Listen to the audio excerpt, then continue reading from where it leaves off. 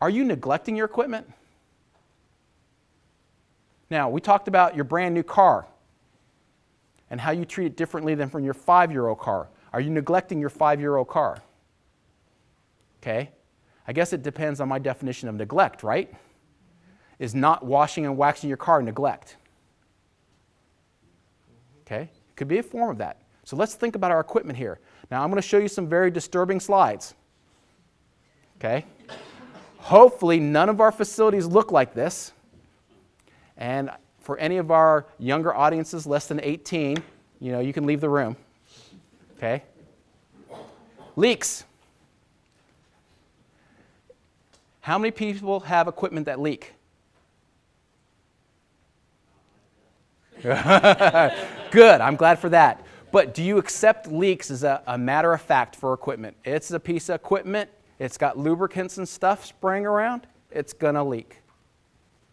We do not want to have that mindset. No piece of equipment should leak. And certainly we don't want to have that aspect of this.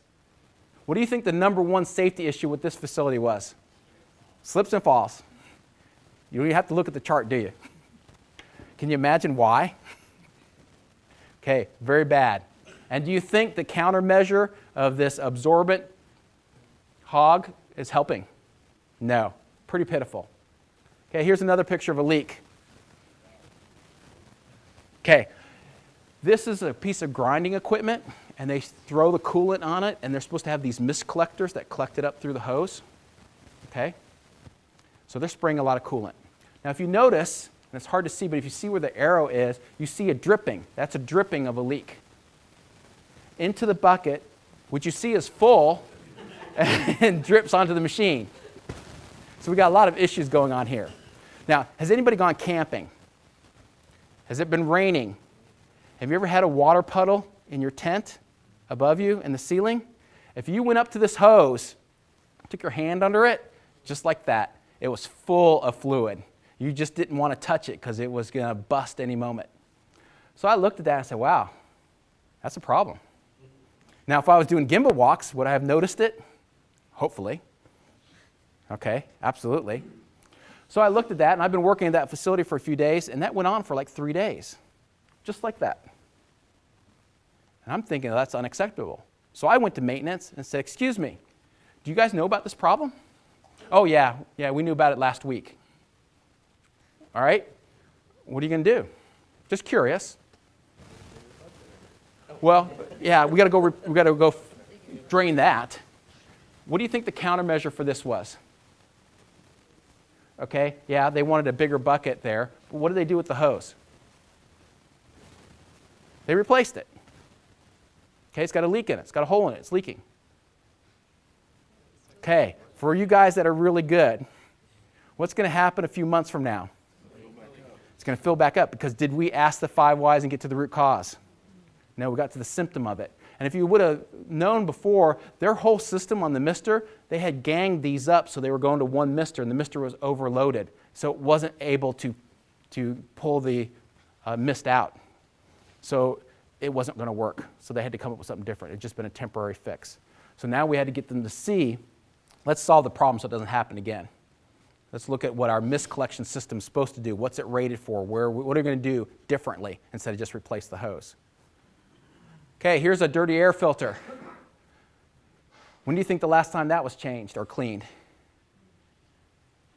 You don't even have to look at a report for that one, do you?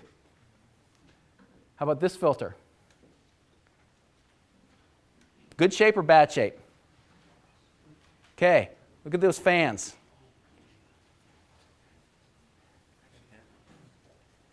When you don't have a good maintenance system in there, what are you going to see?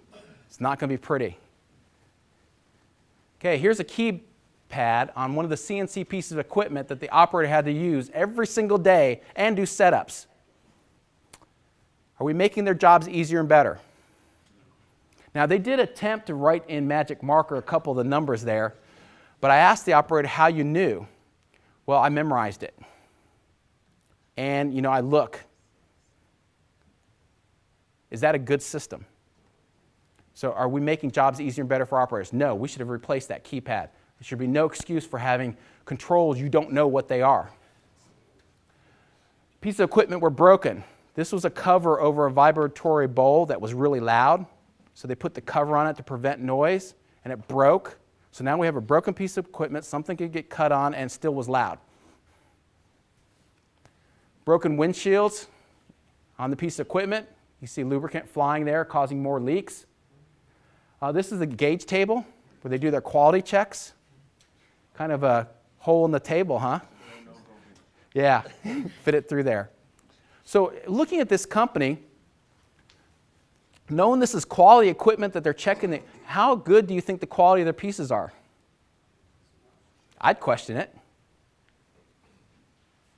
Here's one, poorly directed exhaust. So they're taking an exhaust from this motor, it's going up through this hose, and it's spraying right onto the equipment. And here's a worse one. They don't even have the hose, and it coming straight down onto the equipment. People here worked every single day, 2 shifts in this kind of environment. So I say that they're actually neglecting their equipment. What do you think? Okay. Now, does anybody have a facility that bad? Thank goodness. Okay. But now look at how we do. Don't sit back and say, well, gosh, Mike, our plant's not that bad, so we're doing pretty good.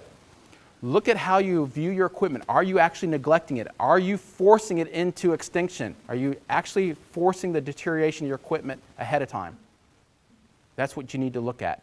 And we certainly don't want to have our equipment looking like that. One of the things you're going to need to look at, there's been studies on this, but the major causes of breakdown, usually contamination and lack of lubrication cause 75% of the breakdowns. So what kind of system do you have in place to make sure that your lubrication is properly done with the proper lubricants at the proper times? And what are we looking at contamination? Are we allowed to filter out to make sure that things are clean and dirty and it's not being contaminated? Focus on those 2 things first. What kind of system you have, you're probably going to make a big impact on your machine uptime just with those 2 items. Quiz. Name 3 things wrong. There's probably more, but name a couple. Name one. They got the absorbent pad there instead of solving what the problem is for the leaking. Push buttons are not labeled. So you don't know what they are? You don't know what's behind the pad? Don't know what's behind the pad, so things are hidden. Filthy. Oh, it's filthy. Yes, that is a really filthy piece of equipment. And there's probably more there. Yeah, the guarding. Yep. Now, I've got a question for you. Anyone who operates a power press, what should you have for an emergency? Okay, where's the emergency stop? Okay, if you look all the way to the far side, you can see a red button back there in the upper left-hand corner. Now, this was a 2-person operation. There's a person on the front and the back. So legally, what do you need to have? 2 e-stops. Yes, there is an e-stop on this side. Which one is it? Quick, come on, emergency, which? Yellow one. Wrong. Bottom one. Okay, emergency stop is an emergency. You need to hit that button fast. You can't sit there and think about it. Okay? After doing a quick 5S, we said, oh my gosh, that is the button. The bottom one.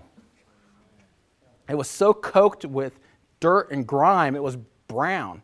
You couldn't see the red. If there was an emergency, when you did the 5 Ys and someone lost a limb, hopefully we don't ever have that, but can you say that what the problem was and could we have prevented that? I couldn't live with myself if we did that. That we actually hurt someone because of our neglect. So the first thing we did is started the 5S there, started cleaning the machine. That's usually the very first thing you do with TPM is a cleaning. And there's a deeper meaning that cleaning we'll get to, but cleaning the machine is one of the first priorities that you got to do.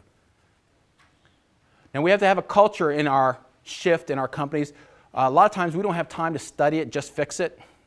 How many people have a culture like that? We don't really need to get to the root cause. Just fix it, get that machine up and running again. We got an order to get out. We get lured into that. We've been doing it this way for 20 years. You can fill in the blank with how many years you want to do it with no changes. Why should we change now? And we can't afford to prevent problems or fix it all now. We're just going to delay and push off as long as possible. We don't have the money in the budget. Are those things that we normally hear in our processes? Well, we need to change some of that.